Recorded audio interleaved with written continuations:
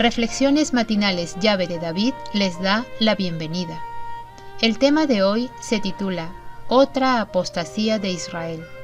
El texto a meditar lo encontramos en Salmos 106 del 28 al 31 que dice: Se unieron asimismo a Baal Peor y comieron los sacrificios de los muertos.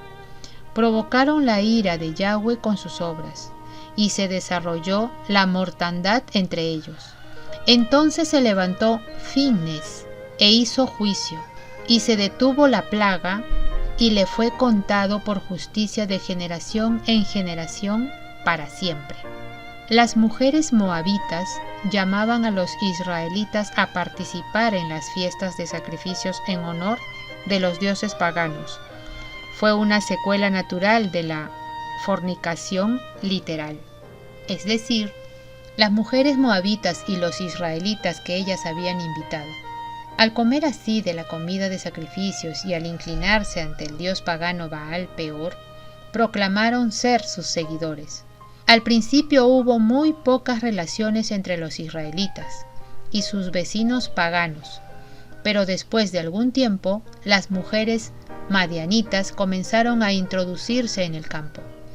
La aparición de ellas no causó alarma, y tan cautelosamente llevaron a cabo sus planes que nadie llamó la atención de Moisés al asunto.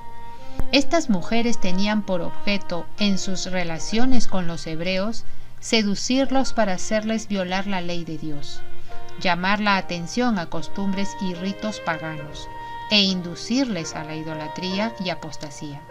Ocultaron diligentemente estos motivos bajo la máscara de la amistad, de modo que ni siquiera los guardianes del pueblo los sospecharon. Por consejo de Balaam, el rey de Moab decidió celebrar una gran fiesta en honor a sus dioses. Y secretamente se concertó que Balaam indujera a los israelitas a asistir. Ellos le consideraban profeta de Dios, y no le fue difícil alcanzar su fin. Gran parte del pueblo se reunió con él para asistir a las festividades.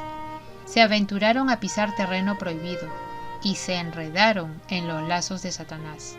Hechizados por la música y el baile y seducidos por la hermosura de las doncellas sacerdotisas paganas, desecharon su lealtad a Yahweh, Dios de Israel. Mientras participaban en la alegría y en los festines, el consumo de vino ofuscó sus sentidos y quebrantó las vallas del dominio propio. Predominó la pasión en absoluto, y habiendo contaminado la conciencia por la lascivia, se dejaron persuadir a postrarse ante los ídolos. Ofrecieron sacrificio en los altares paganos y participaron en los ritos más degradantes. No tardó el veneno en difundirse por todo el campamento de Israel, como una infección mortal. Los que habían vencido a sus enemigos en batalla fueron vencidos por los ardides de mujeres paganas. La gente parecía atontada. Los jefes y hombres principales fueron los primeros en violar la ley.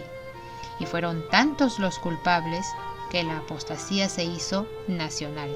Así se llegó al pueblo a Baal Peor.